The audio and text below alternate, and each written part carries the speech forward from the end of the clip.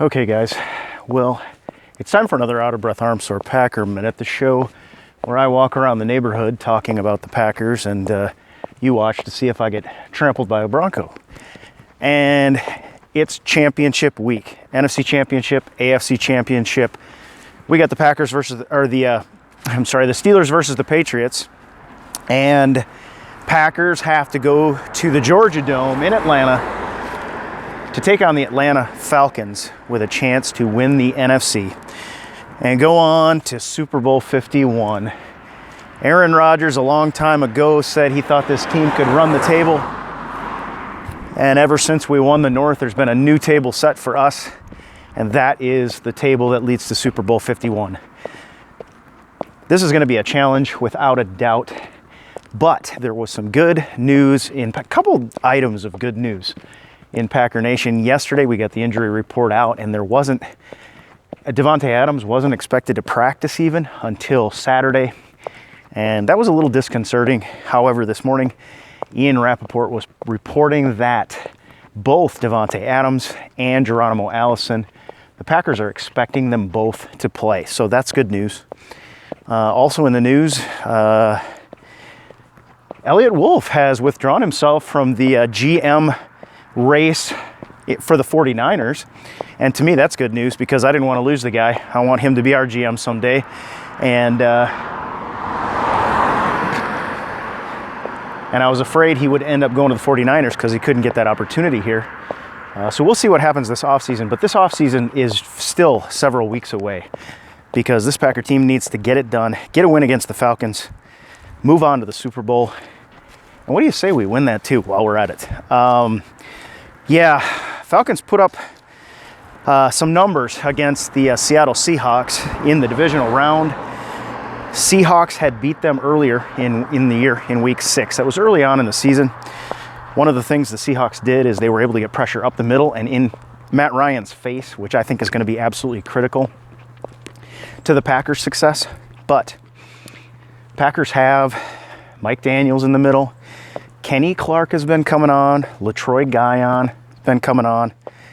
And if we can do some crossing with Clay Matthews and Julius Peppers, I'd actually like to see Julius Peppers, to be bringing pressure up the middle. It would be interesting to me, just because even if he doesn't get to Matt Ryan, his arm span is so huge that I think he could be disruptive, and all you really have to be is be disruptive.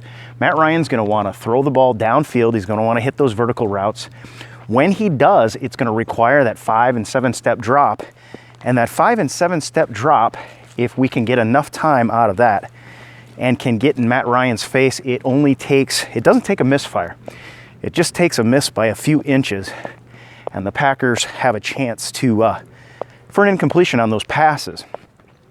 Another thing I talked about this morning on Good Packer Nation Morning was the play of Ladarius Gunter is going to be extremely important in this game. I think we all know that. A lot of people down on Gunter. I actually think he'll play as well against him as Richard Sherman did. And of course, we're going to probably give some safety help over the top if we can stop the run. And we've got to stop the run first. That's most important. These two, Coleman and Freeman, Tevin Coleman is one heck of a back, and Devontae Freeman, even more elusive. We've got to watch the cutback. I think the fact that we played Ezekiel Elliott last week is going to help us out because we're in that mode of being extremely, extremely gap sound against excellent running backs. And we're going to need to do that against this duo as well. They are incredible. They have combined for well over 1,000 yards, and their touchdown numbers are off the charts between the two of them. It's like a two-headed monster. However, Ty Montgomery is no slouch either. Neither is Aaron Ripkowski. And the Packers did not have Ty Montgomery in the earlier meeting against the Atlanta Falcons week 8. This was a game in which I think Niall Davis actually started the game at running back for us in that one. So we are a different offense in a lot of ways. Now, if we're missing Jordy Nelson, that hurts us for sure. But if we can escape from Atlanta like we escaped from Dallas or Arlington with a win, with or without Jordy Nelson, or without Jordy Nelson in particular, then we've just bought some time for him to get healthy again. This is what we had to do against the Cowboys. I thought we could get it done against the Cowboys. I mean, that was a close game, but it ended up being true. I'm much more concerned against the Atlanta Falcons because I think the points are going to be rolling off the field. I think this could be a record-setting game. Obviously, it's going to be an exciting matchup. And however, the fact that we don't have Jordy, or might not have Jordy Nelson, it's not for sure yet, but might not have Jordy Nelson is a bit eased by the fact that the last time we played the Falcons, we did not have Randall Cobb. So there's a lot of trade-offs going on. Atlanta has their own series. It's a small group of injured players, but there are some serious ones. Julio Jones aggravated his toe in the divisional round matchup. He's going to play, but that is probably going to hurt him a little bit, and we'll have to keep an eye on that, and so will Jones.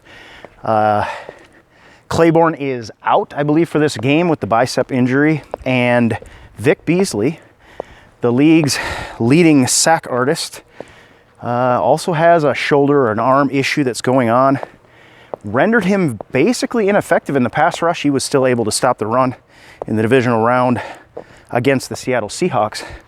But again, I'll take the Packers offensive line. Look at the offensive line of the Packers as opposed to the Seattle Seahawks offensive line.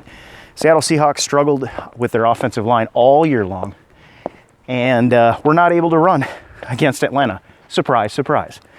On the other hand, the Packers have a great offensive line. We've got Ty Montgomery. We've got Aaron Ripkowski, and I think we're going to be able to move the ball on the ground as well. And the question will be how and when to use that running game. And if it starts to work for us, we need to make sure that we use it, because I'm of the opinion, and I mentioned this in Good Packer Nation Morning, I'm of the opinion that time of possession is going to be more important in this game than field position, because both offenses can move the ball so effectively that even if you put their heels back against their own end zone, they're going to be able to have some success. So we'll see how that goes. But the Packers offensive line, got to give them a lot of credit.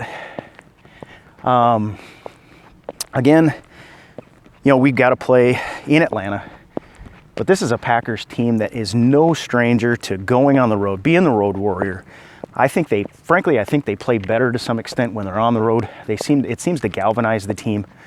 This is a team that's going to be, if Jordy can't go, they're going to be playing for Jordy Nelson, just knowing that if they don't get the job done, that Jordy Nelson is going to have to head into another offseason having stood on the sidelines and watched his team lose. That's just not acceptable to this team. And Mike McCarthy tends to get this team ready. He keeps the team in a rhythm. This is a team that's been playing for a long time together. They know what the score is. They've been playing knowing that if they lost, they probably would be out of the playoffs all the way back to the Texans game or whatever it was, and they've been playing with this mindset ever since.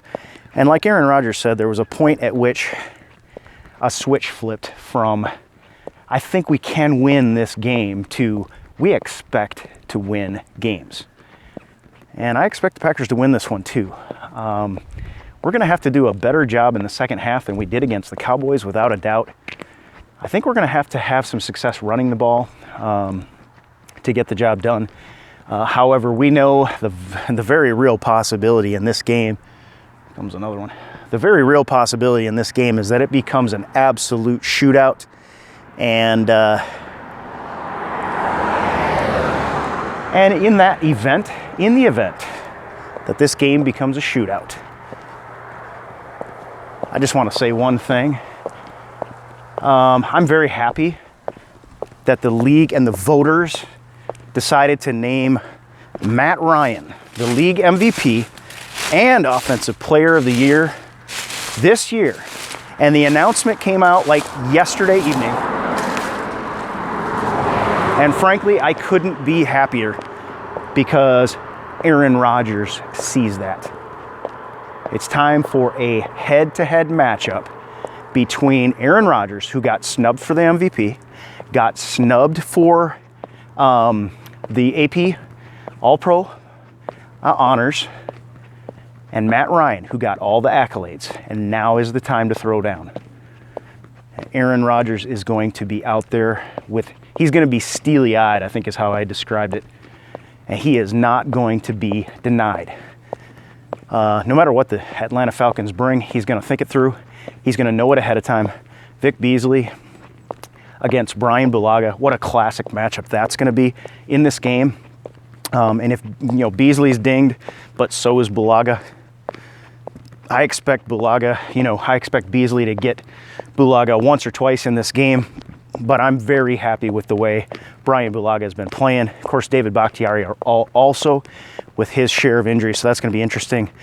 Protecting Aaron Rodgers' blind side in this game going to be absolutely critical. But I think if we can keep the Atlanta Falcons offense off the field, and if we can make those 1 or 2 shot plays that Atlanta takes, well, I mean, they're going to take a lot more than 1 or 2 shot plays.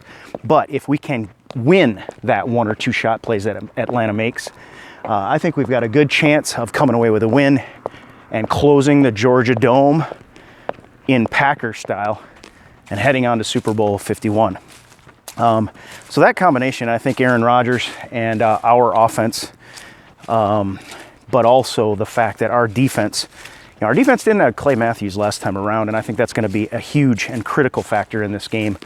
We have to be able to get to Matt Ryan. We have to get pressure up the middle, but also we know Clay Matthews can stunt around the middle. He can play the inside linebacker position, but also we're going to have to keep Matt Ryan bottled up because he can escape the pocket. He has very good pocket movement as well. Not as good as Aaron Rodgers, but partly that's because Aaron Rodgers has a better offensive line. So this is going to be one heck of a matchup, is it not? Let me know your thoughts in the comments below. I'm going to close it up for now. I will probably be back on again tomorrow because I just can't resist. It is Thursday. Tomorrow's Prediction Friday. We will do Prediction Friday on Good Packer Nation Morning. You're welcome to jump on that. We paste that over to the YouTube channel as well, so you can listen if you wish and throw in your prediction. And until tomorrow then, I guess, we'll look into a few more things, have something to chat about again. Have a good day. Talk to you Friday. Go Pack.